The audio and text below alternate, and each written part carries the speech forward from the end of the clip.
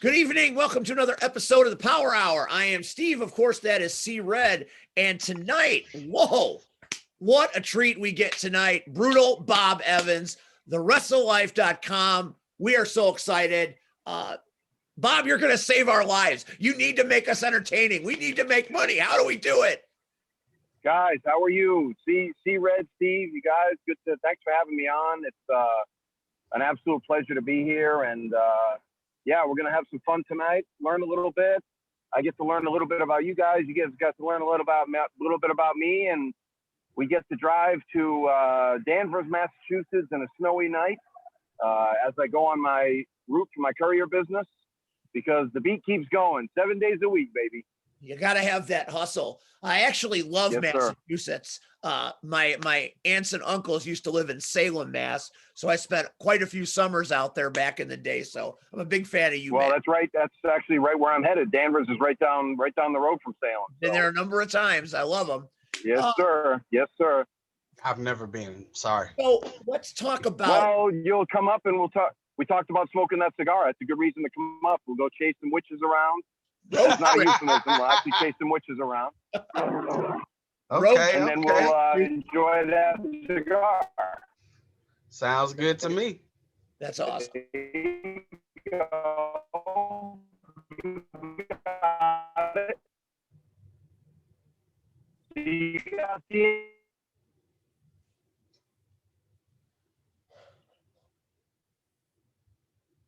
I think we lost. Did I lose you?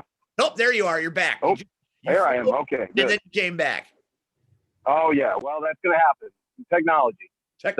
Beautiful thing. Yes, sir. We'll do the best we can. So what's going on tonight, guys? Well, you know what? We're excited because I was reading up a little bit about the wrestlinglife.com, the business. The WrestleLife.com. WrestleLife. I'm sorry. My mistake. Yeah. The WrestleLife. Not at all. That's fine. Is interesting because you're giving everybody from wrestlers, whether they be workers, broadcasters, commentators, refs, promoters, you're giving everybody some insight into having wrestling work for them as opposed to them being slaves to the business. Kind of speak on that. Well, you actually quoted that really well. So really the biggest thing that I've been trying to do is I'm trying to break the mystique and break the myth that independent pro wrestlers have to be broke, have to be carnies, have to be losers, have to be on pills. Like, I think you can live a really fulfilling life, and I think you can have a great career in wrestling, but I also think you can have other interests too. And I think this business has been, to coin a phrase, a level of extreme for a long time, because it's either broke wrestler who has no life and ran away from his kids and his wife and does drugs in the back, or you beat Brock Lesnar for the belt at WrestleMania. I swear there's no in the middle. And all I'm trying to do is teach people that there's a big middle where you can thrive. You can live a life. That's why it's called the Wrestle Life, because once wrestling becomes a life.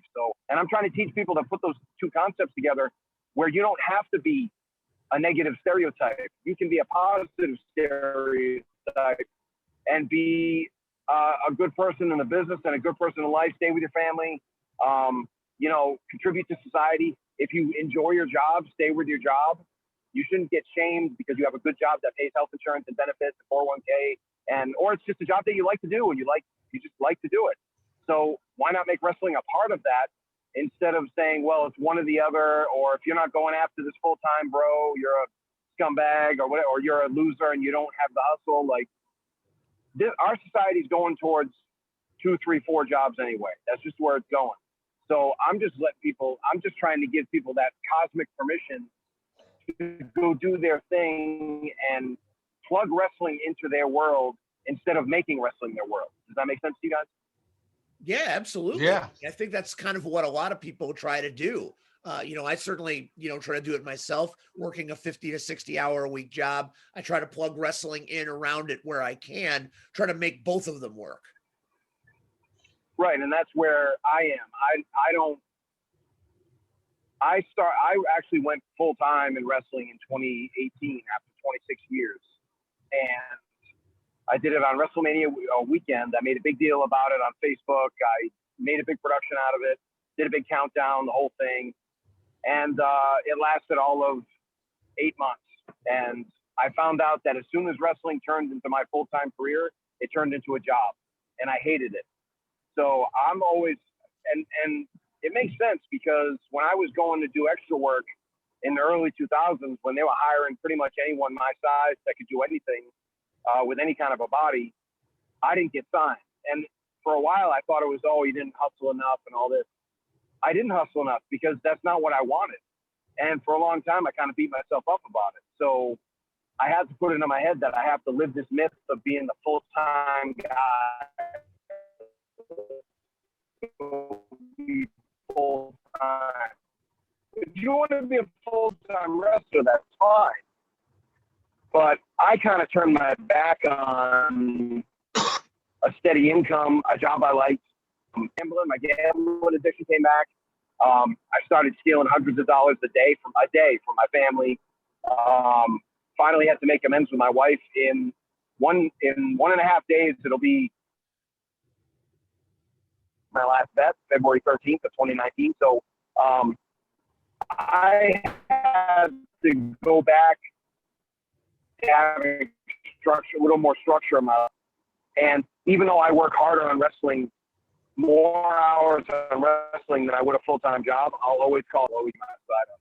I have to put it in that category, in that compartment. And I think sometimes guys are pressured, or girls are pressured. Man, you got to do this full time. You got to starve. You got to do this. And what I'm saying is, sometimes you can wrestle part time. You can even wrestle full time. But if you're going to make that transition carefully, thoughtfully, and with a plan. I thought I had a plan. My plan wasn't good enough. Plus, I never planned for the fact that I was really ADD. I started not doing the things that made me popular in wrestling. I started not reaching out to promoters. I started sitting around and just scrolling around on Facebook. It was almost like I was in my own lockdown a couple years before I actually was. And it was a mental lockdown, and it really caused a big depression. And like I said, caused me to get back into my addictions, and it wasn't healthy for me. And again, even if I do wrestling as a full-time thing, I'm going to have to call it something else. And that's where kind of the idea was born to make it. Can't you do both? Can't you kind of have it be a good side hustle? What's wrong with wrestling? And now, I don't want people to starve doing wrestling. Look, if we're going to do it for free, I'm okay with that. But I'm also okay with people making money at it, because if they love it so much to do it for free, then let's pay them. So that's what I try to do. I try to get people paid. Plus, I'm trying to improve people's relationships, and I'm going to speak from a man's point of view here, because I deal mostly with men. I do deal with some women. I mentor and counsel a lot of women in the business, but it's mostly men. I'd say 90% men. And I'd say out of that group, most of them have families, have girlfriends, have commitments of some sort. And I'm trying to minimize the whole go to wrestling and miss your kid's soccer game, go to wrestling and miss everything, go spend a bunch of money in the family budget and spend it on wrestling. Now, you have to put some money towards that, but in my opinion, I think you need to do it with other things. I think you need to create more money to invest it into your wrestling business, and then grow your wrestling business, make it its own thing on the side. It should be able to sustain itself. So what I do is I try to teach people to do that, because to do that and not take money out of the family budget and then come home with money at the end of a couple nights wrestling, and now you have money for the car payment for your wife, or just to buy her a nice gift, or to take her away on the next weekend because you don't have any wrestling. To me, all of a sudden now wrestling is giving you a gift instead of wrestling taking away. So that's really what I'm trying to teach people, is turn wrestling into something that empowers your life, energizes your life. And I don't mean energize just your life, energize your family's life, the people around you. Because remember, it's not their dream, it's yours. So it's going to take them a lot more energy to keep up with that wrestling life that we have, that career, because we're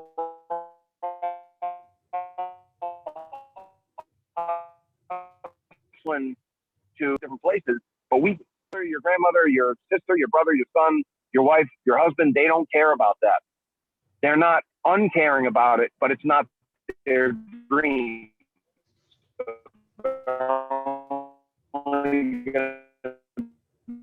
Be so invested in it. So people come home with money, let a schedule down. I have a feeling that I could go through 95% of the independent wrestler schedules and get them to most of the soccer games, get them to most of the recitals, and still have them wrestle 80 times a year and make money at it. I know I could.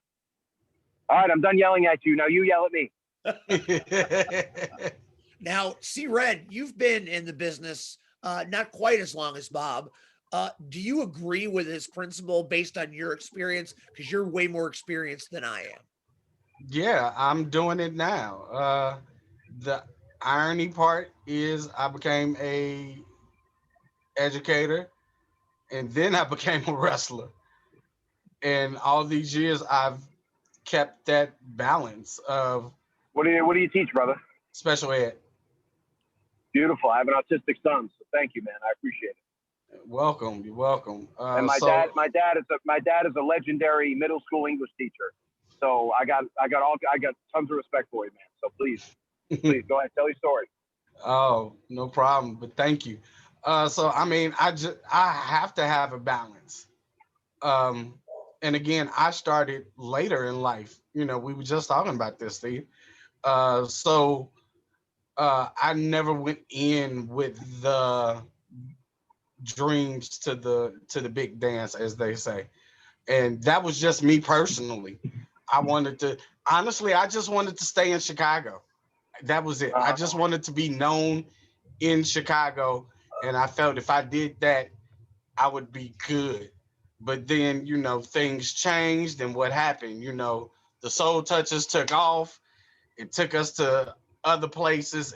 It got us seen all over the world.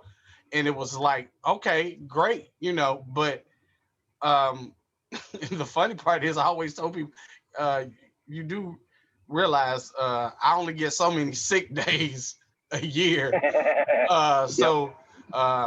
You know, these trips out of town, we got to work these around, these sick days and PTO days. But I've never been one that either you go all in, you know, and I've seen people like Bob has said, I've seen people, oh, I've got to do it all.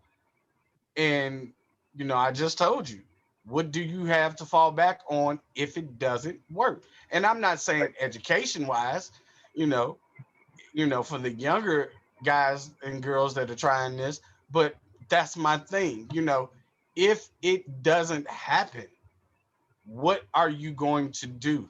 Now, I'm not saying stop wrestling, but what are you going to do to bring in income?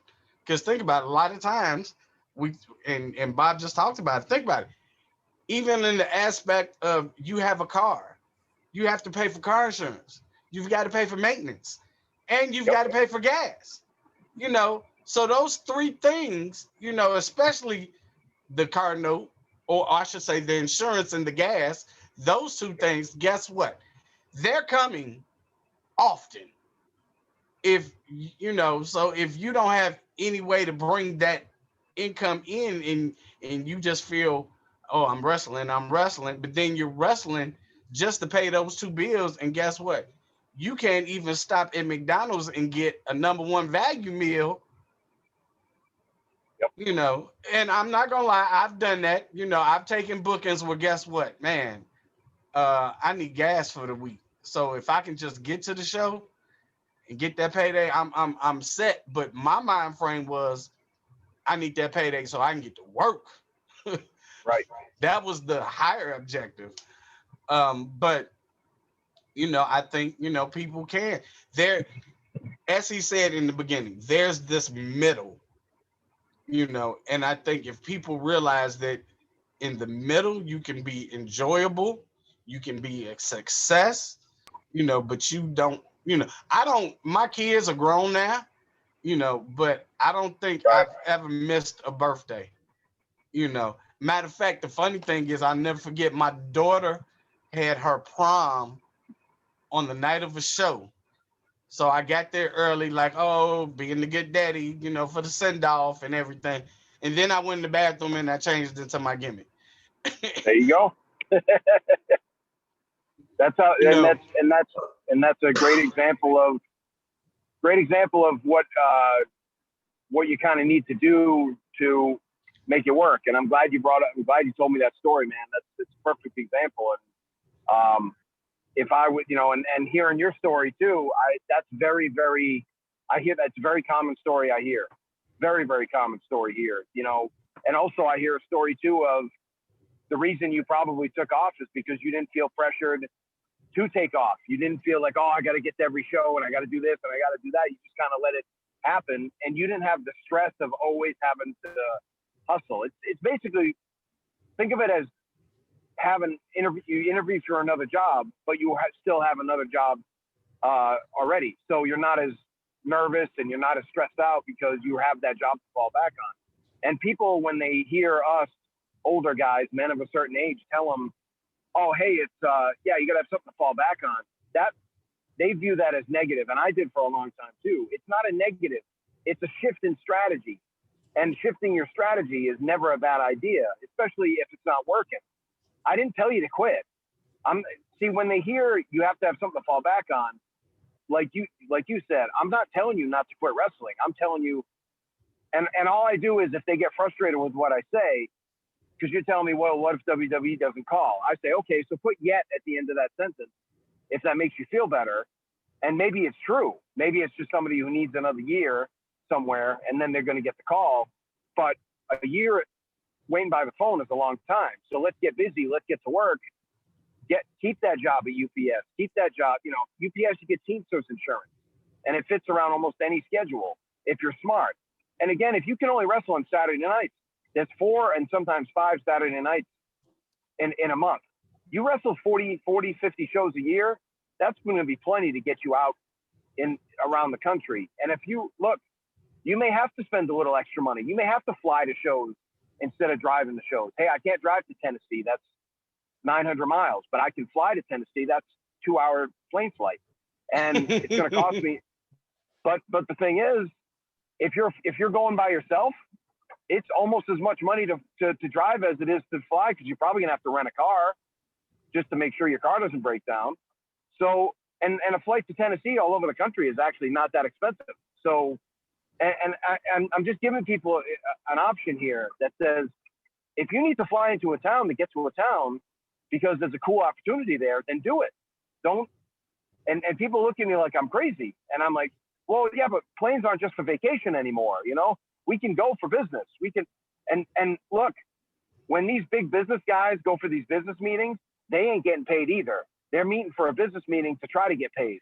So why not view it as a business meeting? And in fact, when you do that, you can write it off. So, and we have to start thinking of ourselves as business people. Now, that doesn't mean we have to be corporate fat cats and ties and be cold and mean to everybody and cutthroat. I'm not saying any of that. But if you view this as more of a business, like, what's my strategy? Where am I going with this? I have from Friday at 5:01 p.m. till Monday at 8:01 a.m. free time. How can I maximize that? If I'm a single guy or a girl, it'll be easier. If I have a family, well, we have something on Sunday. So now I have to fly out maybe Friday night, get to the show Saturday, and fly back for Sunday morning. And I might have to miss some sleep, but I'm not going to miss my kid's ball game, or I'm not going to miss church, or I'm not going to miss my daughter singing in the church, so, my daughter does readings in church sometimes. So, you try to be there for that stuff. And I've missed stuff. I'm not perfect. I'd be a hypocrite if I said I got to everything, but I get to the big stuff. Sometimes I miss the smaller stuff, but I get to almost everything. And sometimes it's a bitch. Sometimes it's a pain in the ass. But you know what? Again, it ain't their dream. It's yours. So you have to make it all kind of work together. And part of the wrestle life is getting you to fit these puzzle pieces together, and also making money on the road. One of the things that I learned very late in life, guys, I mean, I'm talking 23, 24 years in the business, I'm ashamed to say it, is how to make money on the road, how to save money on the road. I did a lot of stuff in New England and the Northeast, but I never really traveled all over the country. When I started doing the Ring of Honor camps, coaching there, we had a bunch of guys from all over the country that were asking me to do seminars now. And all of a sudden, I'm booking these loops for myself. There was one day I had 9 days on the West Coast, and I made great money, but I'd never booked. I was on 7 planes in 9 days. I'd never been on 2 planes in a week and a half. So all of a sudden you have to become your own little travel agent and stuff too. So you have to figure out how to book flights. You have to worry about how to save money on the road. I can, if we strategize enough, I can get it so you pay almost nothing on the road if you're smart enough. And I don't mean anybody's stupid, but a lot of this stuff nobody would tell me. I'd ask people questions and they wouldn't answer. And they're like, well, you're gonna have to figure that out for yourself. And I'm like, well, I'm done with that. That's another myth we have to break, is the veterans kept all the secrets from us. I don't know why, because it's not really a secret. It's common sense. But once you figure it out, once you start cracking that code, and I came up with some of my own strategies too, it gets a lot easier to travel. It gets a lot easier to travel. When you're traveling for 15 cents on the dollar and you're staying in nice hotels, you're not staying in, I don't put people in junk hotels. And I'm telling you, man, this ain't a Ponzi scheme. This ain't Amway. It's all it is you take the class and you figure it out. But it's just being smart, putting your numbers together and making stuff work for you, leveraging what you have. Because I know, and by the way, I teach you to travel when you don't have a lot of money, because a lot of us don't have a lot of money. And the thing is, when you're not bringing it in, you have to save it. Now, eventually the idea is to make money and save money at the same time to keep that profit margin.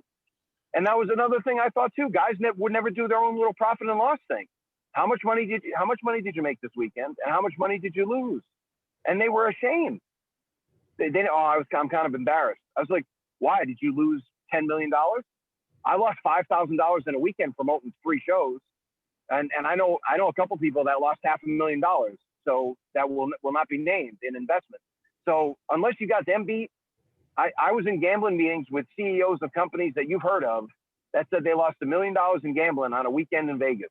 So once you've been there, losing $70, yeah, exactly, losing $70 on a trip to North Carolina because you wanted to go wrestle for new places, that ain't gonna scare me. That's a business investment. Again, you have to look at this as a business, a fun business, a cool as hell business, something we've always wanted to do since we were kids. But start putting it together as a business. Just write stuff down. I made 2 $20 paydays. That's $40.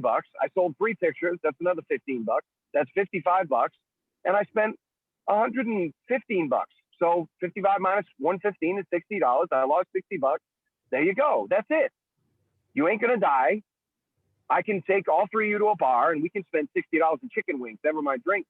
We're big guys. So we can dust that off in a hurry. With tax and the tip and a couple of beers and, a couple of fine cigars between gentlemen, we're done, baby. That's 60 right there. So, and you know what? I would never, ding dong. And I would never be mad at that experience. So why are we beating up guys that are going out there and trying to better themselves? Look, unless they're spending the kids' tuition or they're spending the grocery money, that's one of the reasons exactly. But that's one of the reasons I tell them, you don't have to do that. Everybody should have merchandise. Everybody should be selling pictures, T-shirts, whatever they can sell, whatever people are going to buy of you. Everybody should be wrestling in a favorable way so they sell merchandise. You don't even have to be cool. I'm not saying be the cool guy.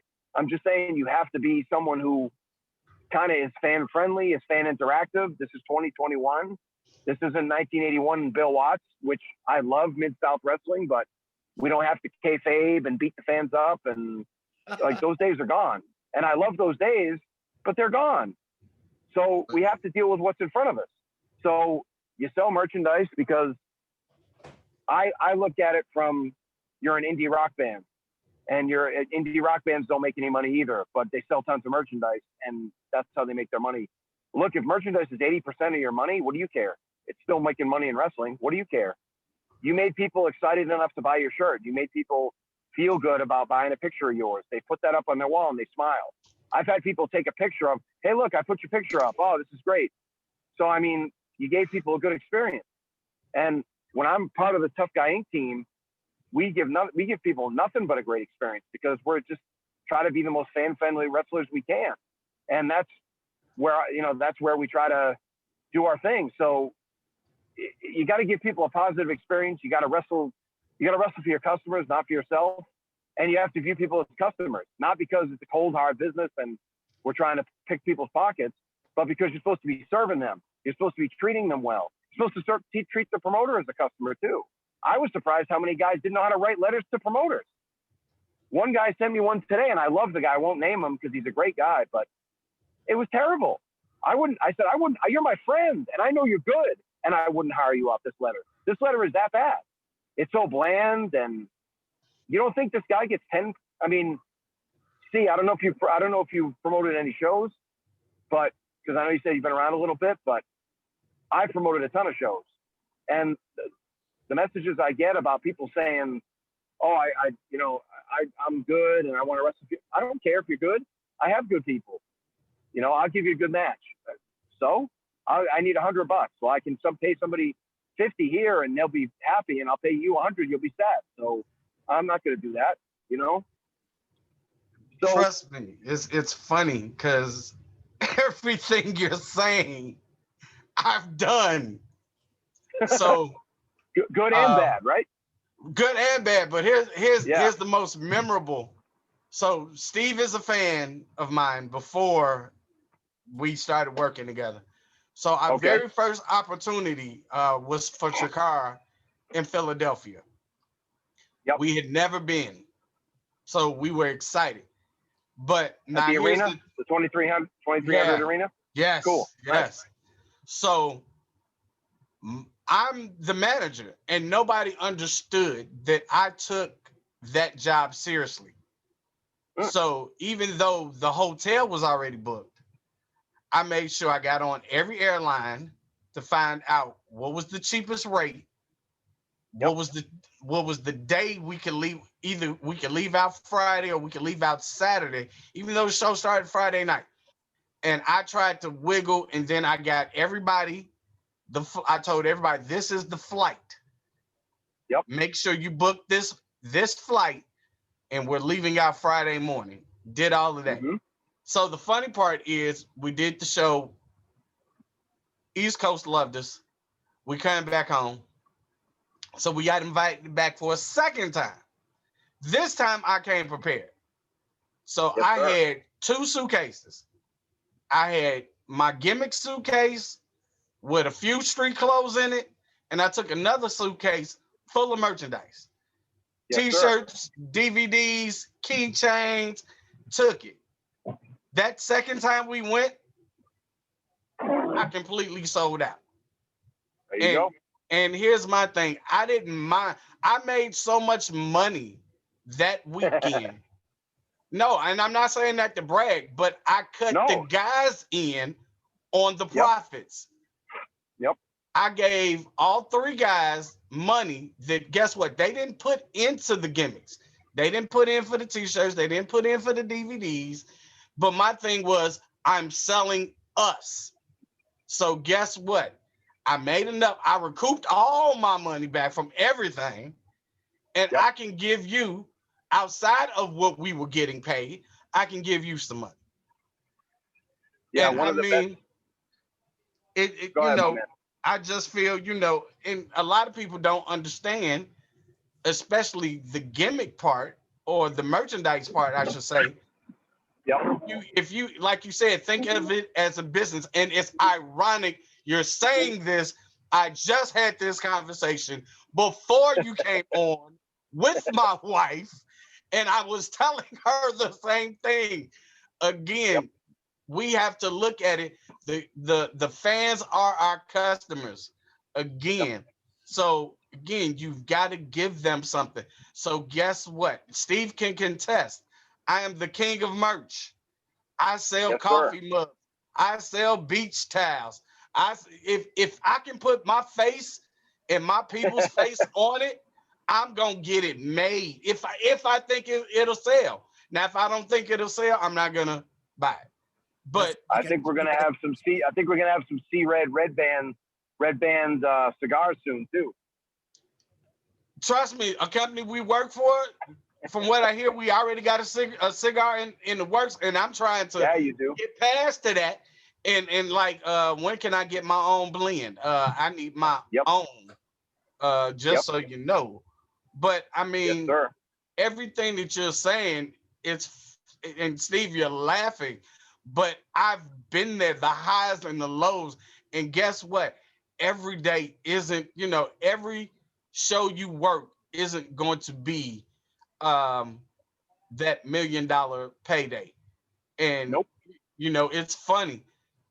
Steve knows we worked for a company opposite ends, where at this time we were on hiatus. Matter of fact, out here we were on strike at the time, so Okay. no money is coming in. Right. And I had told the promoter, I said, look, I'm booked. So for 5 months straight, I kept telling him, this Saturday I'm booked, so I won't be at your show. Every month I kept telling him, remember, I won't be here. Remember, I won't be here. Remember, I won't be here. Right. Finally, the week of the show, he sends out the card. And one of my guys, he has the second match. I'm like, you know what? I can do the show, because even though I'm in another state, I'm after, because I had to defend tag titles. Okay. And I'm like, okay, I can do this. I can do both shows. Well, all his rookies dropped out of the show leading up to Saturday. So Friday night, he posts the final card, and he's moved my guy from second now to semi-main. And I'm like, well, I can't do it. So, but you knew I couldn't do it. Yeah. And then the weekend happens, and then that Sunday, I see that he's removed me out of the group. So I send a message, why? And he tells me, because I went to work for someone else. And I said, well, one, you knew months prior that I was going to work somewhere else. And two, working for you that night would have cost me, and I'll put it out there, I'm no shame, you're going to pay me $40. I went to another company, which I had told a year prior and made that commitment that I was going to work. And not only did I make over $30, I made $70 in gimmicks. I sold t-shirts. So when you're broke and I have no money, I had to look at it, so $100 of $30. Is $30 gonna get everything I need? No. Now $100 isn't either, but I can put gas in the car. I can feed my family. I can do the things that maybe I need to do, and maybe I can even pay a bill, versus, and promoters, need to also look at that, and understand, guess what? There are guys, and I'll be 50 this year, and I'm still humping like I'm 18, again. Now, am I looking for bookings every weekend? No, I'm just too old for that. But again, I put up a website to even sell my merchandise now via pandemic. So, hey, you want it? And I got it. Here it is. Buy it. Right. So, but guys don't want to take that time to invest in themselves, and Bob, you've been around, and one of my biggest pet peeves is guys that don't invest in themselves, whether it be merchandise, whether it be gear. That is my biggest pet peeve, because how am I supposed to believe that you are, the key word in this phrase, professional wrestler, and there's nothing about you that says professional? You can run rings around me in the ring, but if you look like you just stepped out the crowd, people aren't gonna, so that's just me. Steve, we've talked. I'm sure you've got a question for Bob. Well, I find it interesting listening to you both talk about the way you conduct business and the opportunities that are there if you choose to take them.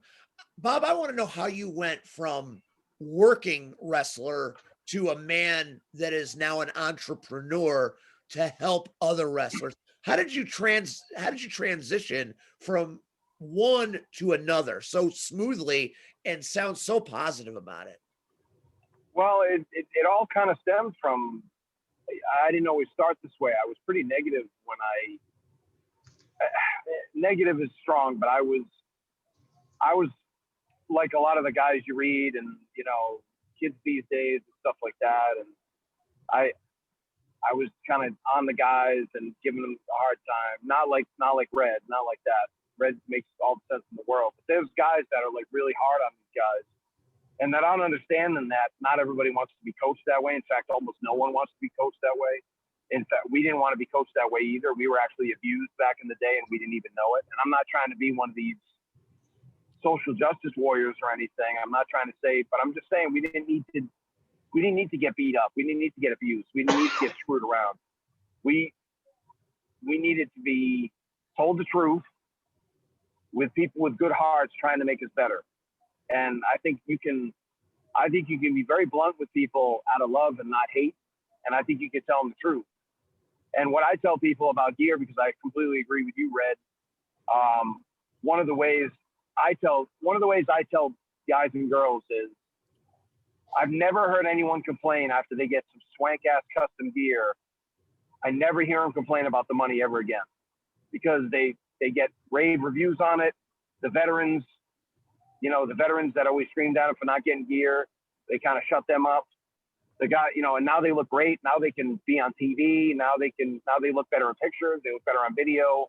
And I mean, it's a media world we live in, guys. It's pictures and videos. So, excuse me. So I had to kind of change my delivery system. I wasn't always, I don't know if positive is the right word, but thoughtful, or, I try to keep it as positive as I can, but I'm not afraid to tell people the truth. I just won't ever tell people they can't make it because I've been wrong about people. So, when Triple H was coming up in 1995, 1996, I said, this guy doesn't have it. So I guess I was brilliant about that. Grew up 80 miles from me and I couldn't see it. So, but I've been wrong about as many, about enough people that I realized that I don't have all the answers either, but we have to tell people, we have to give them the answers. And if they don't take the answers, if they don't take the information and run with it, and I like to tell the guys to invest in themselves too. What I say is, I kind of try to go a little deeper with it. So maybe, Red, this will be useful for you, because I know it sounds like it's a frustration for you trying to get your message across. So how I tell them, and really tell your story, man, like that's the best example. I'm sure those cups and those T-shirts and those pictures and all the swag, that costs money. You didn't just steal it off the side of the road. You have to put some money into it, but you get a profit from it. And we have to teach these guys profits first. We have to teach these guys what a profit and loss statement is. And maybe you guys are kind of going through, maybe, Red, you're kind of going through this with your school and I'm not picking on the school system, but I had to learn a lot of this stuff after. We're not teaching people enough about basic business principles.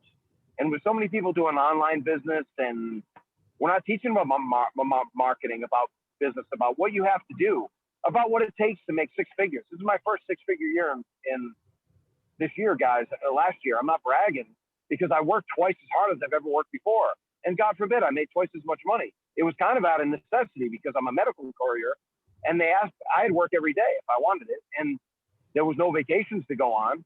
My wife was working out of the house. My kids were home. So I worked every day. So I just made more money, but it beat the hell out of me. It was a long year. I mean, it's a long year anyway, psychologically. But I also realized that if you want to really jump in and make good money, there's ways you can leverage it and make it more efficient and more effective, but you're still going to have to put the work in. And I always tell people, I said, but it doesn't have to be backbreaking and grueling. I said, if you don't know anything about going to the gym, just go to Planet Fitness and have somebody show you around, or go to one of these Crunch Fitness and have them pay a couple extra bucks for people to show you how to use the machines, or take somebody with you. There's plenty of people that I'm sure you have some buddies that work out. They don't have to know everything. They just have to know more than you. And or if that's even too much for you right now, then just walk 3 times. Walk on the treadmill, walk outside, just push-ups, squats, sit-ups, planks, burpees. You can do, there's a million free workouts on Amazon Prime. There's plenty of, if DDP yoga is too expensive, there's a million yoga programs on Amazon Prime. There's tons of stuff you can do for free. I'm not telling people that they have to spend a bunch of money, but look, I tell people, and I ask the guys that I work out with, my owner is real big into sports, and the owner of 212 Health and Performance, Kerry Taylor, he used to back up Ben Coates on the Patriots as a tight end. So he's a Patriots alumni guy, and I deal with some pretty high level guys. I'm not those guys, but I ask them questions when I can. And I said, well, what if there's, and I always try to give them a scenario that they can't get out of. I said, what if there's no equipment? He said, you have heavy rocks outside in your yard. Pick up a rock, walk it to the other side of the yard, put it down, pick up the rock, walk it to the other side of the yard, put it down, and do that 20 times as you work out for the day. You can't tell these guys they can't work out. So we have to just kind of give them more possibilities and give them more reasons, because I think what happens is a good well-meaning guy like you, Red, is going to walk up to him and go, man, you got to invest in yourself. But they've heard it from so many negative guys who don't have their best interest at heart like you do. They've heard it from so many negative guys and guys that just want to make them feel bad. And we're not those guys, but there are plenty of guys out there, and I'm sure you guys can name them. You got 3 names in your head right now. I have about 300 names in my head. But, and there's people that look out for people and there's people that don't. So, and they've heard it so many times from the a-hole guys that when we say it, it just sounds like nothing. It sounds like your parents telling you to go clean your room. So I tell them, imagine how that gear is going to look on you. Imagine how that's going to feel. And then imagine you're never going to get yelled at again for not having custom gear. Like nobody's ever going to pick on you. You're not going to be one of those guys anymore or girls anymore. Oh, geez, you don't have custom gear. Something like cool with your name on it, with your logo on it. And yeah, it might have cost you $200. You know what? Mow 5 lawns, shovel 5 driveways, and you'll have that money. It's sell a few things on eBay. Sell that Xbox One you don't use anymore. Sell some, whatever. There's got to be, I bet there's 10 things around the house that cost $20 that you can sell and get gear. People think, and I think also again, dealing in those extremes, I think when you tell guys to get gear, they're going to be like, oh my God, it's going to be $6,000. I'm never going to be able to. No, man, it'll be a couple $100. Just work an extra hour every week at $10 an hour, and you'll get it in, 20 weeks. I mean, it's 6 months is a long, 5 months is a long time to wait for gear, but I'm just saying, or borrow it from your parents and pay it back, whatever, man. Put it on a credit card. Those aren't ideal situations. I'd much rather you pay cash, not be in debt. But sometimes you have to, again, invest in yourself. And I don't necessarily turn down people if their gear isn't the best. But I was with a national TV company for 8 years with a guy who booked for them, Delirious, who spent $1,500 on his gear and talked about gear for a long time in the seminars that I went to. So if you don't think it's important to him, and plus Ring of Honor had really close ties with New Japan at the time. New Japan has the best gear in wrestling. I mean, WWE and all those guys are catching up now. But have you ever seen the stuff that the New Japan guys wear? Like, Oh, yeah. it's insane. Just the outer gear, the creativity. And look, I'm not asking you to be creative. Just get a nice pair of trunks, a nice pair of blue trunks with a red stripe and your name on the back, or your logo, or a starburst or a flame. It can be kind of generic right now, but it'll still make you feel awesome. I didn't realize when I got custom gear how good it would feel psychologically when I put it on. I was like, oh my God, I actually feel it. And I didn't get custom gear for years. I got custom gear probably 15 years in the business. So I'm full of shit like everybody else. Sorry. Hope I can use bad language, but You're all good. all right. I'm not going to get crazy, but I'm just saying, like, like I said, man, I'm a hypocrite. I just admit it once in a while, but the idea of putting that gear on and it has your name on it, and all of a sudden, like, I'm at WWF, I'm at WWE, and I'm wrestling in dark matches, and I have my own gear with my name on it, and I have better gear than the guy I'm wrestling with.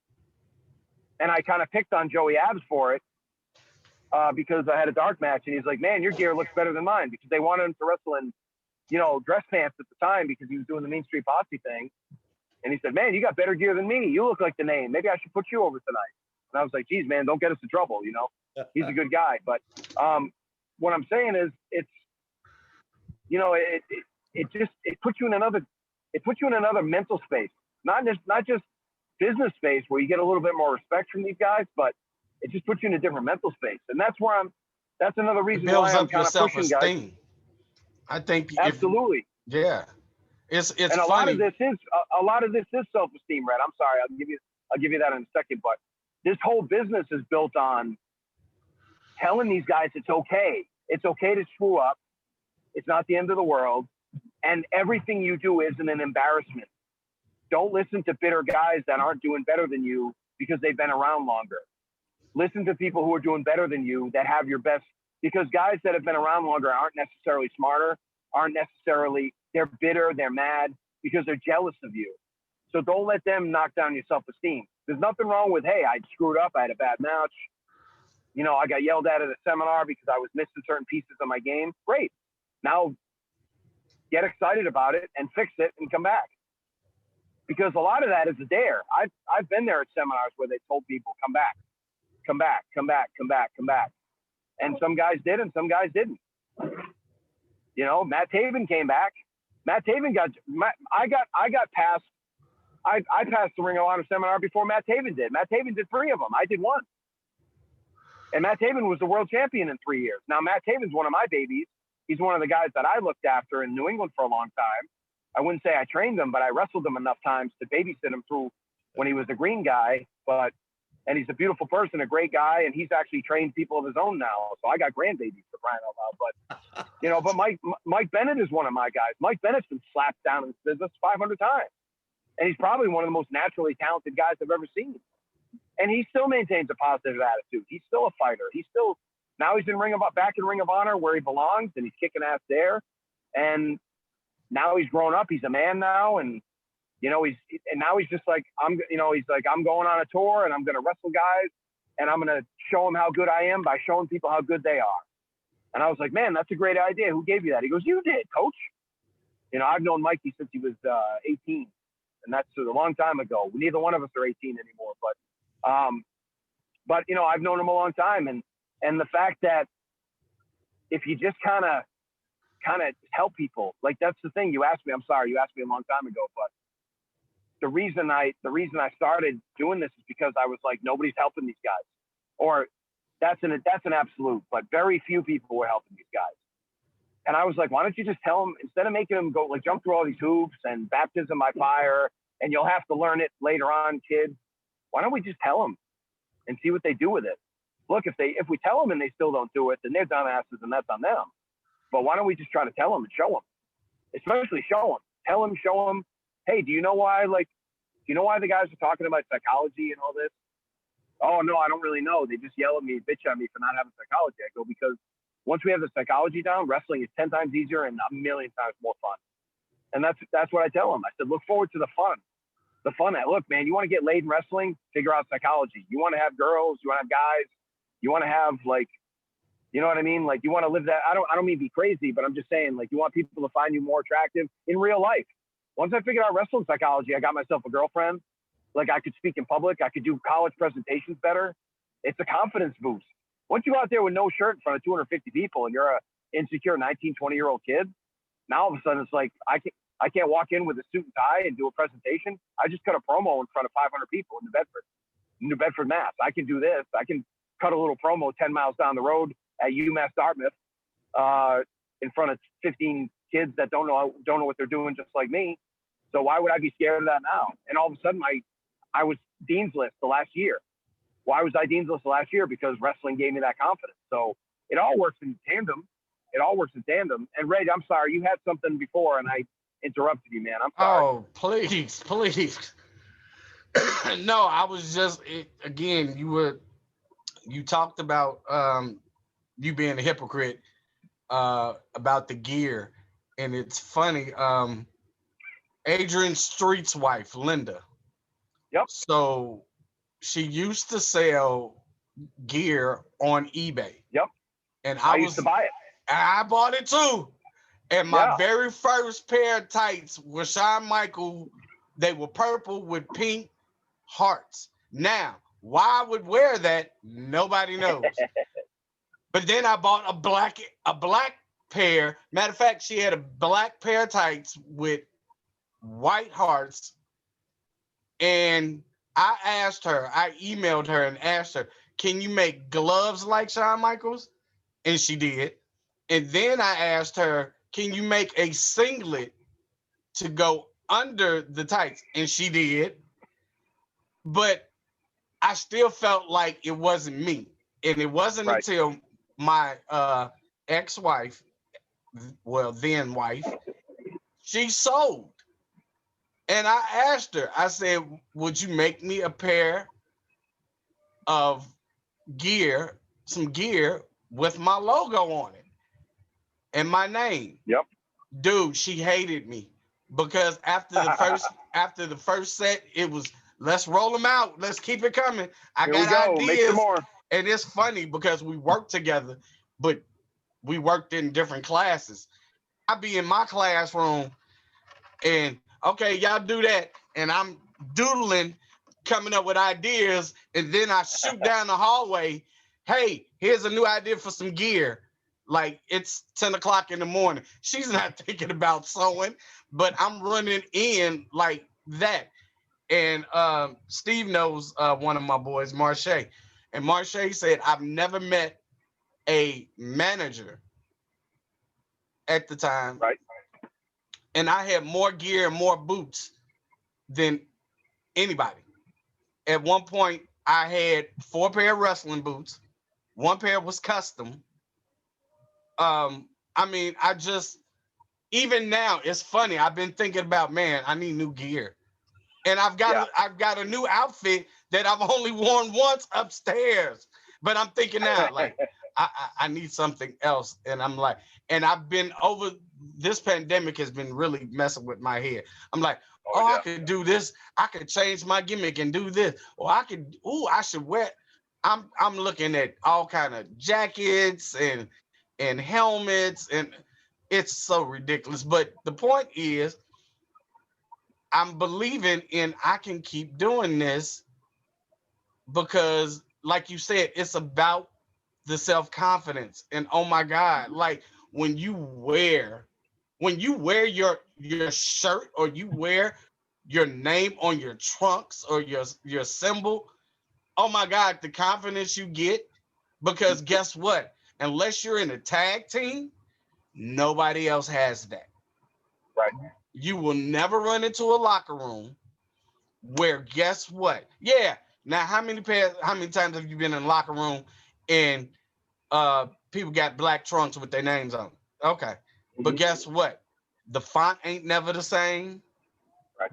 The name ain't never the same. And the writing on the trunks 9 times out of 10 is never the same. So it builds you up, So it's just funny because again, everything that you're saying, I'm like, I've been there, I've done that. Oh, yeah. And it's ironic that you said, the vets never told us the inside. Instead of bringing us in the hard way per se, we were never taught, okay, well, this is A, B, and C. We just had to figure it out. And I'm all about, like you, I'm all about, well, I'm just going to tell you. Now, once I tell you, it's on you. Yep. Now, after I done told you A, B, and C, and you don't follow and you try to go X, Y, Z, then that's on you. Right. But I try to tell younger people all the time, what wasn't told to me, because I don't want, it's like you said, and it's the irony in this, you see people that you've been with as your children and the people that they're bringing in as their grandchildren. Oh, yeah. I've got extra grandkids that again, you want to see them succeed. You never, and Steve, you can contest to this too, that you never want your child to go through any pain and anguish that you went through. So what do? You try to help them along and tell them, okay, this is why you don't do this, because I did that and this was the end result. I don't want that for you. I want better for you. So do this, this, and this, you know. But once I tell you that and you don't listen, as that 86-year-old lady that's upstairs right now tell me long time ago, a hard head makes a soft behind. Words to live by there. Yes, Bob, sir. how do people get involved in your program? For those, I got people listening in England. There are people that are going to watch this all over the place. And if they want Sure. to partake in what you're providing, how do they do it? Well, the easiest way is to go to thewrestlelife.com and you can kind of peruse around there, kind of find out what we're all about. So that would be the easiest way. You can go to the Wrestle Life Facebook page. Right now we have some free mindset classes and free tips. You know, if you want to get kind of it's obviously not as deep as we go in on the site, but there's a lot of free tips on there, a lot of free stuff that you can check out to see how I can help you and things like that. I have free mini classes on there, mindset courses. The most recent one I just put up was 5 ways to stand out for wrestling promoters. 5 ways to look good in front of wrestling promoters, 5 ways to impress wrestling promoters, whatever, however you want to say it. And I've already had some pretty good feedback from that very early on. And so you can just go to the WrestleLife.com or the Wrestle Life Facebook page, and that class will be available. And you can just jump on that. All you got to do is join our email list. I will tell you they're going to snag you and put you in their email list for a little while. But it's free of charge. And then if you want to join up, it's $49 a month. We have a 4.5-hour blueprint, which is if you want to be a full-time wrestler, a part-time wrestler, if you want to be a weekend warrior, I teach you how to make money in all 3 categories. I teach you how to live a better life in all 3 categories. There's 6 modules inside that 4.5-hour class that kind of run it all down for you. And then we also have a show called Backwham, which is Bob and Congo Watch a Match. Now, it's not Congo from kind of up close to you guys. It's not Steve Congo Kong. It's Mike Medina, Wildman Congo, from Brooklyn, who was one of my students, and he's been in Ring of Honor quite a few times. And we sit and we watch a match, and we analyze the match from the big guys. It's a watch-along show, and we don't pick on the match. We don't make fun of it. It's not Mystery Science Theater 3000. It's not what Bruce and Conrad do or what Conrad and Tony do. But Conrad supports this, and he's seen some of the stuff, and he really likes it. But what it does is we break down the match, and we show you what the big guys do. This is what Samoa Joe is doing. This is what Bret Hart and Yokozuna are doing. This is why Yokozuna is selling and not bumping. This is why Bret is taking his time. This is how you work a house show cage match where the heel has to go over. Like, excuse me, there's a lot of moving parts that I think young guys don't pick up on just because they don't know to pick up on it. Or even maybe people that have been in the business and don't watch the matches that closely. We kind of give them that deep watch and give them stuff to work on and stuff that they can put in their matches that weekend if they watch it. So we have that. We have a new row of courses called Spoken Word by Kevin Kelly. Steve, that might be something you're more interested in, but everybody's interested in it. And Kevin teaches you how to communicate better in wrestling via promos. Eventually there's going to be announcing classes, TV classes, things like that. But right now it's more focused on promos and how to deliver your message better. But that's going to be how to deliver a better sales message too, how to talk better with promoters, how to do podcasts, how to be able to keep being entertaining for 45 minutes to an hour, how to tell your story. A lot of that stuff is not taught. Again, promos and communication are storytelling. And there's a lot of people that I've seen that swear they're good promos. And then when I tell them to cut a promo for me, they can't do it. So Kevin kind of helps you with that a lot.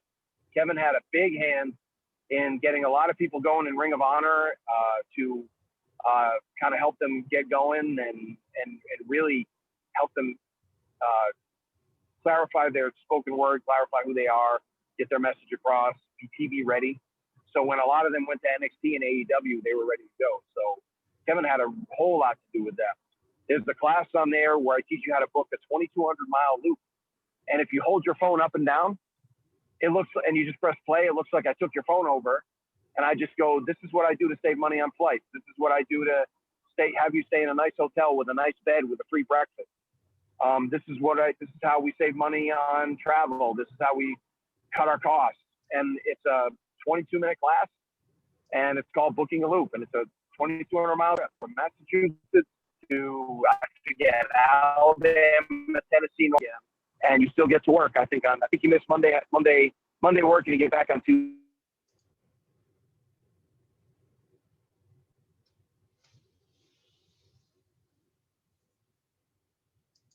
Allowed. It's going to be for people to help each other, answer questions for each other. When I'm not in there, maybe other people kind of take the mantle. We're going to be holding each other accountable. It's going to be a lot of action steps. What did you do this week to better your career? What did you do to take a step forward? What did you do to deliver your message better? And really, that's it in a nutshell right now. Eventually, we're going to do in-ring stuff, but right now my in-ring stuff is kind of shut down, so I really don't have a ring to even work out in and show people stuff in. But eventually, we're going to do in-ring stuff. It's not going to be a wrestling school. I ran a wrestling school for 10 years, but it's not going to be a wrestling school. But it's going to be stuff that goes good tips on, well, what did you mean by working like a big man? What did you mean by tag team strategy? What did you mean by this? What do you mean by putting the heat on somebody? What do you mean? What does that really mean? What does psychology really mean? Psychology isn't you put me in a chin lock, I give you 3 elbows, and then you clothesline me. That's not what that is. So, did we lose Red? Is Red left? No, he sometimes, he's a little up there in age, so sometimes nature calls and he splits. So I'll try not to bore you too much. I know that feeling. No, we're good.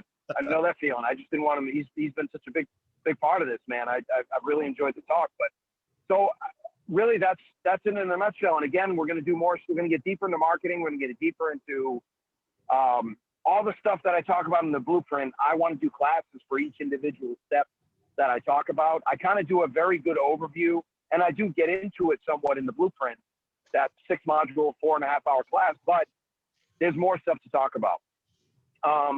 And Congo actually has a piece about gear. There he is. There's Handsome.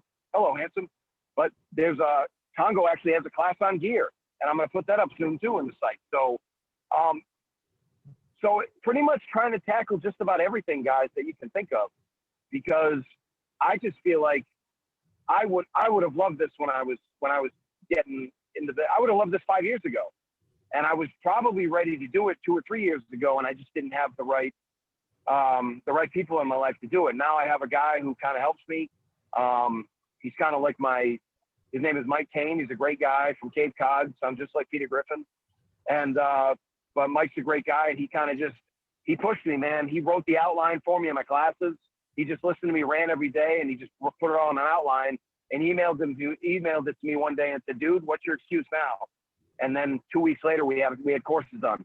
So we taped it in his conference room at his office, and we got it all done. Well, maybe 3 weeks later, because we did it in over 3 weeks. And that was after working overnight and working till 4 or 5 in the morning, and then getting a strong cup of coffee and going to an office, a cold conference room on a Saturday and banging it out for 3 hours and just getting as much done as we could. And we did that over 3 weeks, and we got it done. A little bit of editing. It's not perfect. It's not the greatest editing in the world. It's very well done. I think the message is really good and the graphics are good, but it's not perfect. It doesn't have to be perfect. It just has to be done, and it has to be really good. So really that in a nutshell. Eventually I'll get to like workbooks and worksheets and things like that. But there's tips on time management. There's tips on, again, a ton of stuff on making money and saving money, stuff that I've learned, stuff about other revenue streams aside from merchandise, how to make even more money on the road if you're smart, if you want to. Some people don't want to do this stuff. It is going to go in the extra mile. So, but yeah, go to thewrestlelife.com. And for your listeners and viewers, I'm going to offer 50% off the first month.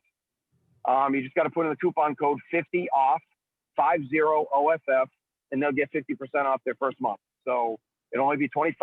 You can cancel anytime, but give it a shot. And I think it's going to grow.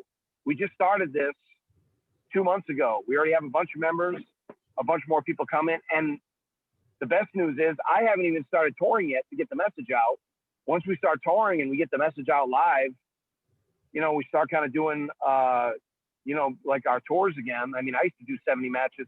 I used to do 70 seminars and 70 matches a year. I'm the most prolific wrestling seminar guy who ever lived. I wish there was a Guinness Book of World Records for it, but I'll just have to have my own record for it. But I've done more seminars in 4 years than the top 10 seminar guys have done combined probably. So because I wanted to practice that, I wanted to get really good at it so I could tell people. And eventually maybe I'll do a seminar on how to teach people how to do seminars. That'd be cool too.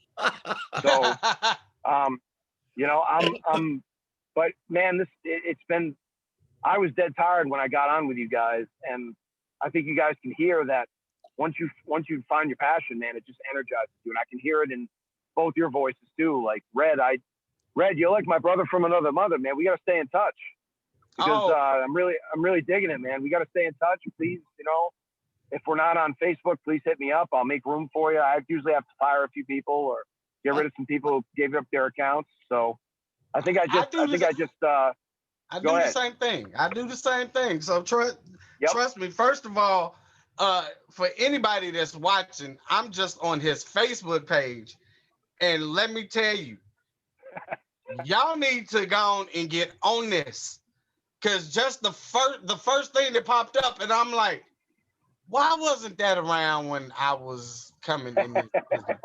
I'm being serious. Like, oh my God, 5 ways to increase your worth to wrestling promoters. Really? Nobody taught me that. That's a 10-minute class. I'm not gonna lie, we're not gonna be on there for an hour. I don't go deep, but if you take those thoughts, make them your own, and write those 5 things down on a piece of paper, and then write 5 ways I can do those 5 steps each. You'll double your income in 3 months if it takes that long. It just will. I stake my reputation on it. If you do the work, you'll get paid. If you do the work, you get paid. I mean, we should all know that by now. But I do have to leave in a couple of minutes. But I promised you guys know, I hope you guys know this, but I promised you guys a coaching call. So let's reverse the curse here. Let's turn things around. And I'm going to be the host for a minute. What are you guys struggling with right now? What can I help you guys with in this last few minutes that we're here? What are you guys struggling with in the business? Or what is something that's a concern for you, something in your own careers, podcasting, in the business, anything, wrestling, announcing, managing? What can I help you with? Give me 1 point each. Getting the podcasts to a wider market, I think, is always something you struggle with. Certainly. What are you doing now? Well, we're a part of a network with some guys in England that I like. You know, we have YouTube page. We share it on Facebook. So we're trying to get it out there as much as we can. But it's always, we always want to have more ideas. So how many times a day are you sharing it on Facebook? Share it at least once, if not twice. Okay. Have you looked into boosting it with Facebook ads? No, I haven't. Okay. So if you don't want to do that, now I've stopped. Okay. I'm just letting you guys know I parked. So I'm not driving with no hands. Yeah. No! So the first thing I would do is let's go on the cheap right now. Okay. None of it's going to cost a lot of money. First thing I mentioned to people on podcasts is how many podcasts are there? Oh, there's a million podcasts, Bob. I know. But if you do this, if you do what I tell you, you'll be within the 0.01% of those podcasts. So this is why it's important that you listen. Now, you don't have to do it. You don't listen to anybody's advice. This is advice that other people know too. This isn't my advice. It's just the advice I was given by other people to me. You have to be prolific. I want to see that post. Probably the way I say it, and I'll say it nicely, is breakfast, lunch, and dinner. And whenever you have to do number 2 on the toilet, right? So if you do that once or twice a day, that's 5 times. I might even go breakfast, lunch, and dinner, bathroom breaks, and then right before I go to bed and right when I get up. I'm doing it 6 or 7 times. Here's why.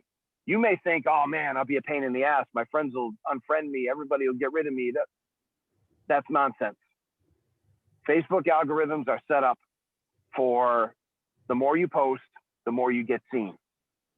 Now, I'm not talking about spamming people. Don't spam people. You have to have something to offer. Here's a good example. If there's a sentence or a little paragraph or a 30-second clip of me that you could put on your thing. Here's a piece of what Brutal Bob said. This 30 seconds. If something caught your ear or caught your eye, something Red said, something you said, doesn't have to be me. I mean, I'm the guest, so that would help kind of push me a little bit, but it can be a conversation. It could even be a 2-minute clip. Tell people, listen to this 2 minutes and tell me you're not going to want to listen to this hour. Listen to this 97. I like getting into specifics. This is 114 seconds. Listen to this. This will change your life. You guys have seen those Facebook posts. Oh, yeah. This motivational 3. Steve Harvey in 8 minutes showed me how to change my life, whatever. You know, like this is the stuff you kind of have to do to catch people's eyes and ears. Well, once they listen to you and they like you, now they're probably going to follow you. And if you do it 6 or 7 times, people don't see, come on, man, we scroll so fast to our phones. We don't see all that stuff. You know, do you think Pepsi cares? Do you think Pepsi or Coke care how much they were seen in the Super Bowl? Oh no, they only saw us 300 times in a Super Bowl. They're going to be mad at us. They're not going to buy Coke anymore. You know, that's not how it works. Advertising is impressions. So you have to show up every day, and you have to be very consistent too. If you're on at this time every night, or if this is taped, is this taped or is this live? Taped. Okay, so but when do you put out your shows? It'll go out a little bit later tonight. Okay, so make sure you have plenty of room, but make sure that it's out whenever it's supposed to be out. If it's supposed to be out on Tuesdays at 10 o'clock, then it's out Tuesdays at 10 o'clock. Doesn't mean it can't be 10:05, but don't make it Thursday at 3 p.m. You know, people crave consistency. And once people get into podcasts, it becomes part of their life. So remember that. If you want to do the boosted Facebook ads, just make them a little catchier. Red jumped on my site, and what's the first thing he saw? A free service, something that he could pick up. He's a smart guy. He makes money in wrestling right now. He makes more money than probably 60, 70% of the business. But you know what? He's smart enough to know that maybe if I listen to something that Bob said in there, that's going to spark something in my brain, and now I'll make an extra $25, $50 a show. And if I wrestle 50 times a year, that's $2,500. Like, so if I spend 10 minutes of my time listening to Bob or anyone, doesn't have to be me, I give you so much free advice. Finally, you pay for it. That's how I do it. So, and that's really how it should be. So, and then also you have to keep looking for good guests. It doesn't have to be famous guests. I'm in a weird position where I'm sort of famous, but I'm a really good guest. I know that, right? So no doubt. This is going to be one where they listen and it took me a long time to get to this point. I took a lot of good people's advice on how to be a good guest. So, but what you have to do is you guys ask great questions. You threw in, you gave great advice. I can tell you guys are here to serve the business and do something that serves the business. You don't necessarily have to do charity work or anything like that. That's not what I mean by serving the business, but do something productive, entertain people, make people feel good. What a terrible year it's been. Like, you know, and 2021 we're waking up, we're trying to get out of it, but it's still going to take a few months. So make people feel good or make people think, whatever. I don't care if you're the most political show in the world, but you better be good at it. If you're just yelling to yell, people are going to get sick of that too. Whatever your personalities are, I can tell, Red, that you're a guy who's kind of my age and you want to serve the business and help people. Make sure that comes across all the time. Same thing with you, right? I'm leaning in because I can't see too good. My picture's kind of, it's better now. What are you doing, Steve? Are you a ring announcer or are you I thought I saw you with a mic. That's why I do a bunch of stuff. I do commentary. I'm a general manager. I do some in-ring stuff. I wear many hats. Okay. So you work shows, right? Yeah. Okay. So I'm going to ask every show I go to if I can hand out flyers for my podcast. I see that once in a while and it catches my eye. Again, every podcast is going to have some kind of a message, some kind of a story, some kind of a hook, but not everybody's going to do the work. They're just going to go, well, I put it on Facebook. I don't understand why I'm not as big as Talking Jericho now. That's not how it works. Plus, Chris Jericho was on TV for 15 years before, and he was on a rock band that sold 1 million albums before he even decided to be on a podcast, just like Stone Cold.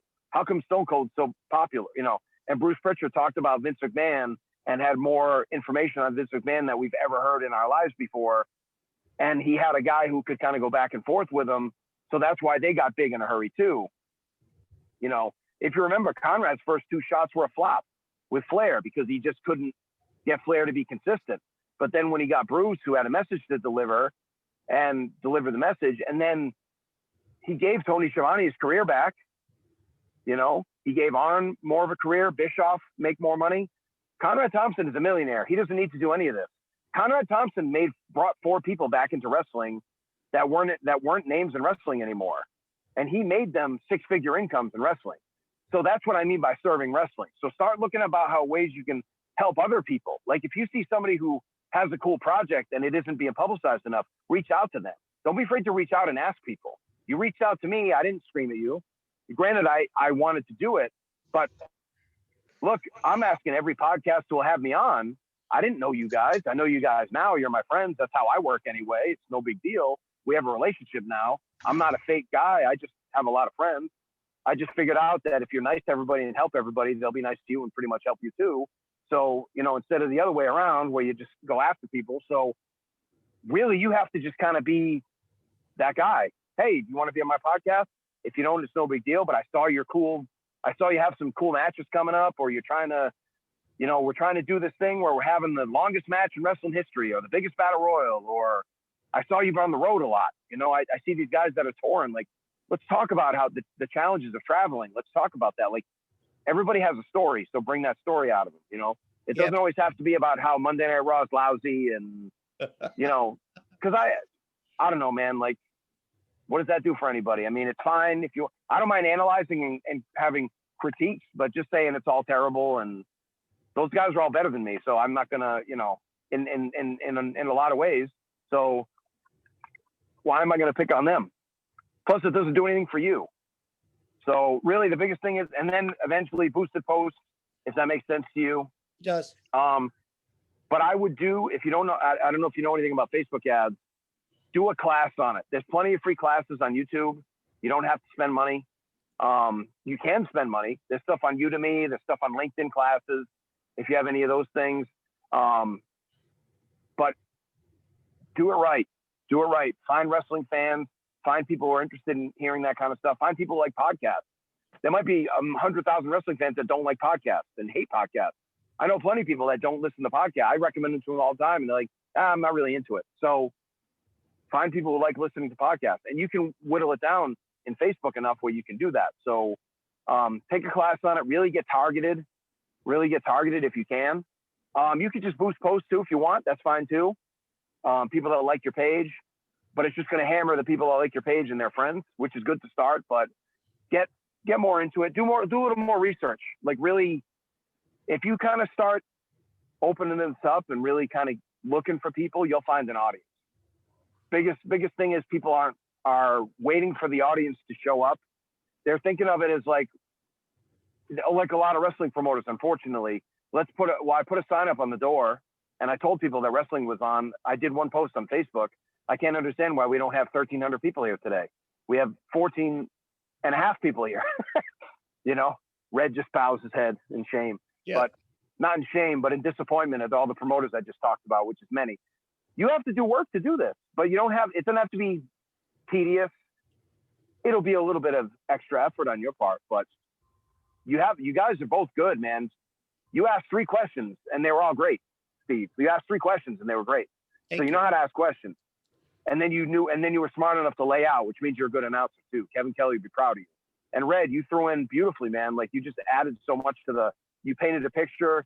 You related what I was talking about to what you were talking about. You furthered things along. You'd be a good improv guy too, because that's what improv is. Improv is continuing the story. So, and that's being a good conversationalist. So, you know, I could be taking lessons from you. So there's something here. Now, all we have to do is tell people about it, deliver the message. And if you can do that and you just get the word out, you guys will grow your numbers like crazy. And you won't even have to do Facebook ads. But Facebook ads help kind of once you get going and once you kind of exhausted, hey, man, maybe I just don't want to post that much this week. I'm kind of tired. Then put $25 in a Facebook ad for a week. You don't have to put 6 million. And then eventually have something to sell. Like, Red, what's your website? Tell me what your website is right now, man. Really? Did Yeah, you just you. put me on the spot? He's bragging on himself. I got a website. I sell so much stuff. Oh my God. I'll tell it right to you. young-expressions.square.com. Beautiful. Now, Red, I'm going to give you one piece of advice, and then I'm going to let you ask your question. Okay? Go buy a domain that's nice and short. What's your gimmick? What's your deal in wrestling? Is it C-Red or is it something else? Yeah, it's C-Red. Did you look to see if cred.com was taken? No. So the reason why I picked that super long domain name is my wife also has a business. So eventually we're gonna put her stuff.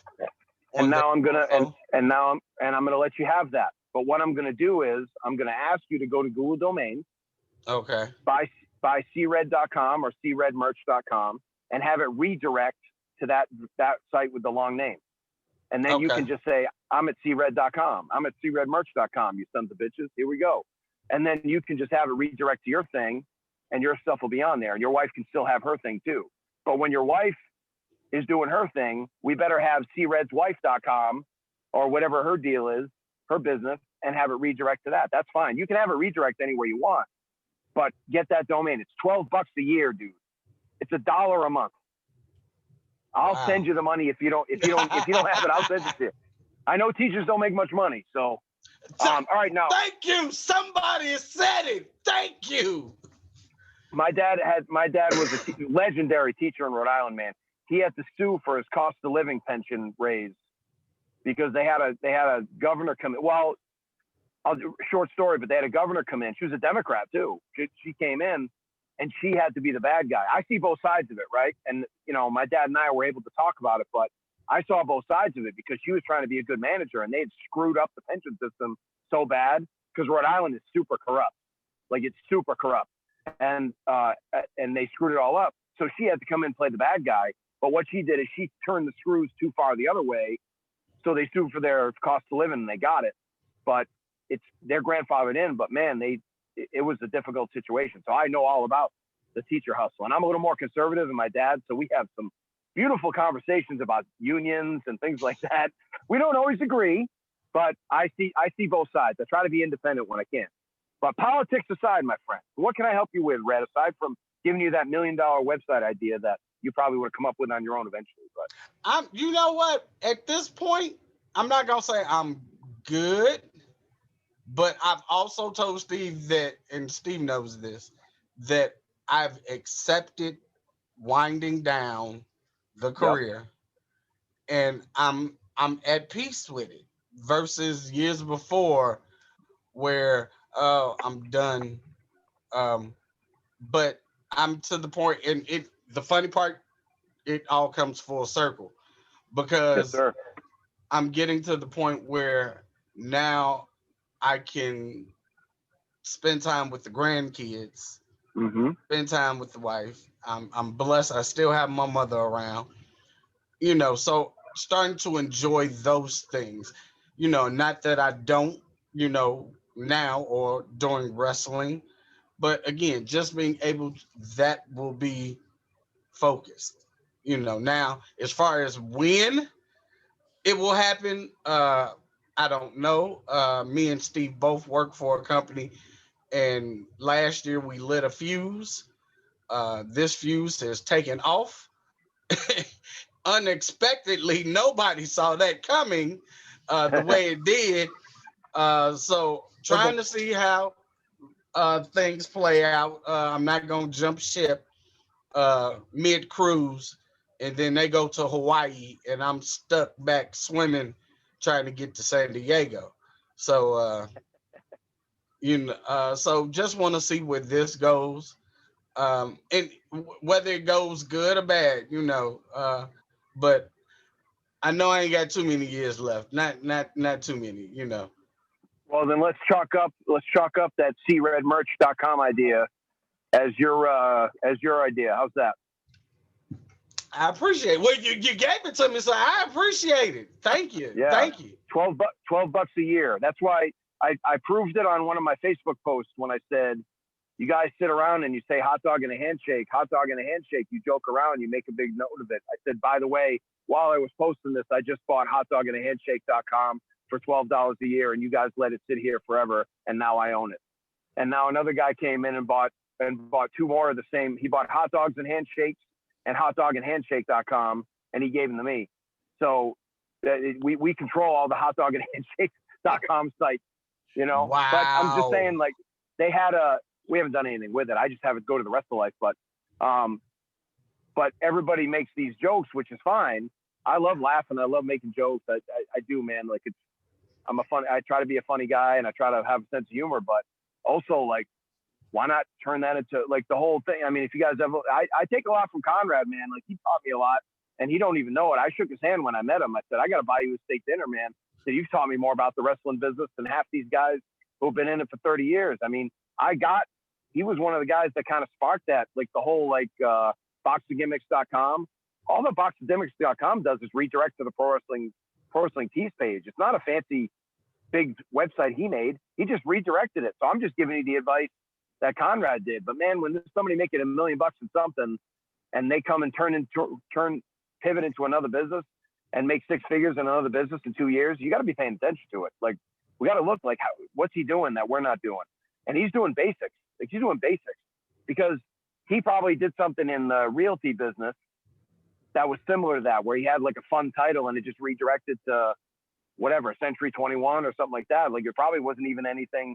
So that's what I did. I just kept telling people, like, you're trying too hard to, like, be super catchy. And then, like, if your pro wrestling t-shirt site, don't do Brutal Bob / pro wrestling tees / just do like brutalbobmerch.com and just have it redirect to Pro Wrestling Tees. Eventually, maybe Pro Wrestling Tees, and you go to a disagreement, and then you say, I don't want to build my house on rented land anymore, and you just take it all over yourself. So, or you just go to another site. You start selling a lot of shirts, there's going to be people that are going to come to you, third-party printers. There's a bunch of them out there, Teespring and all these other ones. And I told my buddy who does a lot of art for me, Richard Fonseca, he has a Teespring site, and I said, go buy your Gimmicks by Design, I think.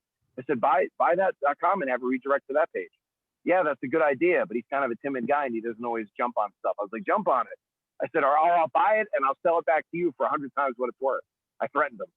You know, I'm not going to do it, but he's a good buddy. But I'm just saying, like, but people will do it, man. They'll pick it right up on you, and you'll have to. Now you won't have that website you want anymore, you know. So these little nuggets that I've gotten from other people that I just observe, you know, just observe stuff, just look out for stuff, watch things, figure out, like, what's John Cena doing? Why is John Cena successful in 3 or 4 businesses? Why? Well, he must be doing something that I'm not doing. Now, it doesn't mean you have to do that. But why is The Rock? I've never heard anybody say any bad thing about The Rock in Hollywood. Why? Because The Rock said they're going to look at me as a stupid jock, so I better be the nicest guy in the world. Plus, women and smaller, like, hipster dudes are going to be super intimidated because I'm 6'4" and super jacked. So I better be twice as nice as everybody else so I don't scare anyone. Because you see a big friggin' tall, dark, and handsome guy like that walk up, and you're a little old lady that might not know who he is. And, you know, I think we should all look at each other equally. I'm sure, Red, you know where I'm going with this, unfortunately. But, you know, sometimes you kind of have to go above and beyond to keep people at ease, you know. And that's one thing that I've had to learn in the last 5 or 6 years, because when I started touring, I had to deal with people of all different colors, all different races, things like that. I didn't grow up with any black people in town to be racist against. So I didn't have that. So all of us, you know, and again, man, like, I'm learning a lot of these lessons after 40. Not that I was a racist guy who changed his ways, but I had to learn more about it than just, hey, man, we all should be equal. I mean, that's great, but we need to learn. We need to, like, ask people questions. Like, I'll sit with people and I'll ask them, have you gone through racism? Have you gone through this? Does this affect you? Tell me what I should be doing without kissing your ass and you kissing my ass. Talk to me real. What are they not saying on TV that I need to know? Without screaming and shouting and being a stupid idiot on Twitter, what do we need to know? And then I get the real answers. When you sit down and you talk to, see, that's the conversation we should be having. I'm not trying to get preachy here, but that's the conversation we should be having. We recognize each other's differences and we love each other for it, and we embrace each other for it, and we don't pretend it doesn't exist. That's stupid. That's ignorant. That's blindness. We don't want to teach blindness. you know, and plus if you know something, again, man, I'm a question asker. You guys know this right now. I ask you a bunch of questions. I want to know things. I want to learn things. I'm excited about life. You know, I'm not getting any younger. My years get shorter Red, I'm a shade younger than you, but I'm right there with you. Like, you know, you have grandkids. My kids are 14 and 12. So it's still 10 years away, but in 10 years, I'll be 58. And now you're looking at these ages and you're like, man, that hourglass doesn't stop, you know? So I'm not trying to get all philosophical here, but we got stuff to do. And I don't want, and I want to stay young, and I stay young by talking to young people and people that have energy and people that, like, you know, I knew who The Weeknd was on the Super Bowl. I knew because my son listens to him, you know, so I knew those people, you know. I didn't know them well, but I knew a little bit of the music, you know, and I'm not going to sit here and critique. Like, I'm not going to sit here and critique because everybody hated our music when we were kids too. You know, True. I laugh at all these guys. True. I laugh at all these guys that were 20 when I met them. They're 40 now. And they're saying all the stuff that we used to say. They're saying the young kids are saying all the same nonsense we said. We just didn't have social media to be stupid in public on. We had to say stuff to their face. And yeah, I saw the eyes. That was good. Hell yes. Man, I got enough heat in locker rooms when I was a kid in person. I got threatened to get beat up by refs. I had people, hey, let's go outside and settle this right now. And I chickened out of every fight because I didn't even know I was making people mad. So I said, man, I better learn quick. You know, I needed a guy to pull me aside and say, hey, man, you're kind of effing this up bad. Like, you're kind of screwing up. Stop being such an asshole to everybody. Be everybody. Stop being so arrogant. You haven't done nothing in the business. I never had someone tell me that, you know, and I needed somebody to tell me that. I didn't need somebody to beat me up. I needed somebody to talk to me, hug me around the neck and say, dude, I love you, but you're really screwing up. Like, I need you to do this because I believe in you. That's what I needed. I didn't need people slapping me around. I had guys slap me around, just made me madder, made me want to be more of an asshole. So I need people to talk to me and say, look, man, I'm not saying people don't need to get their ass whipped once in a while, but I didn't respond well to that. I responded to people talking to me real, sitting down with me and saying, you're screwing up and you better stop screwing up if you want to have a career in this business. And fortunately, I kind of figured it out probably later than I should have, but I did. I figured it out to some degree. And now I'm this, but it took me a long time to get here. And man, I'm just digging it. It's fun. Isn't wrestling fun, guys? Super fun to talk about. After this, I have a completely new outlook on many things. Brutal Bob, you've 30 years in this business, and I feel like you've come full circle and you've taken everything you've learned, and now you're trying to make the world better for everybody. And if that's not the most philanthropic thing you could be doing, then I don't know what is. Congratulations to you. Go visit thewrestlelife.com and get check this out, because Bob just sat here for an hour and a half and told you everything that's on this website. It doesn't do any good if you don't go there and invoke. And you get 50% 50% 50 OFF. You get it right. off. 50% off your first month. Jump in, check it out. You know, and if they look deep enough, because I haven't gotten to it yet, because I'm a working man and I do this as a side hustle, as you guys know, there might even be some things in there where you can get 50% off for life. If you dig around and you look around on my Facebook page, you might find some different little links and codes in there. And if you get in before I change it, then you get it. I haven't turned those links off yet, because I want to reward people who do their research. So you might be able to find 50% off for life, but the least I can do is 50% off your first month. So you can do that at least. And like I said, you want to cancel after the first month, we can part as friends. I think you'll dig it though, because we're just going to keep growing. We're just going to keep adding content. I'm not stopping. It's too much fun stuff to do in this business. Too many people to teach, too many people to learn from. I forgot to tell you guys too, I got promoters on there too. It's Eric Ouimet from Montreal, Quebec. 600 people every show, turns 100, 200 people away. How's he doing it? We got Quebec. He's buying companies up. He's buying up smaller companies and using them for his runoff on guys he can't book for his show. And his runoff companies are drawing 200-300 people. You know, I got a guy in there, Jack Parker Jr. from Arkansas. Yeah, Red, listen to this, right? Jack Parker Jr., he tells the story, but I'll just tell it here. I forgot, this is one of my things I do. Jack Parker, with less than 50 paid, in a show in Missouri, did $812 in his own merchandise. This is how he did it. $522 in his stuff that day. His wife sold $210 of t-shirt printing because they run that business too. And he did $80 of a pre-order of a shirt that he hadn't even put out yet. Now, does he do that every week? No. But before I met Jack, Jack was doing $100 a weekend in merchandise. His best day was 812. The next weekend he did 317. The next weekend, that's one show. The next show, week after that, he did 210. This past week, he just did $584, donated 200 of it to charity. So he did $384 because it was for a benefit show. And that doesn't count for his payoff. At this point, his payoff is a tip, whatever it is, 40, 50 bucks, 75 bucks. It's a tip. So this is a guy, and he doesn't sell Bullet Club shirts or knockoff stuff. It's all his stuff. And there's a 20-minute little video in there. It's free. And you can listen to Jack tell his story too. Go on thewrestlelife.com. It's there. Check it out. There's people that are listening to me, and how it did is Jack booked me for 2 shows and they both got canceled and he paid me anyway. And I said, dude, you're a stand-up dude. I've never met you before. Let's do like 6 hours of one-on-one counseling. I said, I'm $100 an hour counseling. Let's do it right now. He's like, okay. And in a year, he went from $30 a day to $300-400 a day, with 812 being his best. So, you know, and there's a guy, and he loves wrestling. He's not worried about being a national guy anymore. And guess what? He's closer to being a national guy now because he doesn't care about it anymore. He cares more about his business. Again, it's what I say, you said it in the beginning, Steve, work on your business to make the business better. If we sit around waiting to be signed, we're just waiting for the phone to ring on a Friday night trying to get a date. If we go out and we meet people and we network, and networking isn't negative, guys. It's not a negative connotation. It just means meeting people and making relationships, which is what you should be doing in life anyway. Life should be networking. If you go out and do that and you make yourself available at shows, hey man, I can't get any bookings. Well, go set up a ring. Go ask the promoter if there's anyone you need to pick up at the airport. Hey, did anyone's car break down? Can I go pick them up 20 miles down the interstate? Those 3 questions, if you ask somebody, probably one of those will be yes, you can do that for me. And by the way, you have to pick up the promoter off the floor, because usually wrestlers have their hands out waiting to get paid instead of their hands out looking to help the promoter. The promoter's not your enemy. The promoter's your partner. The promoter's your customer.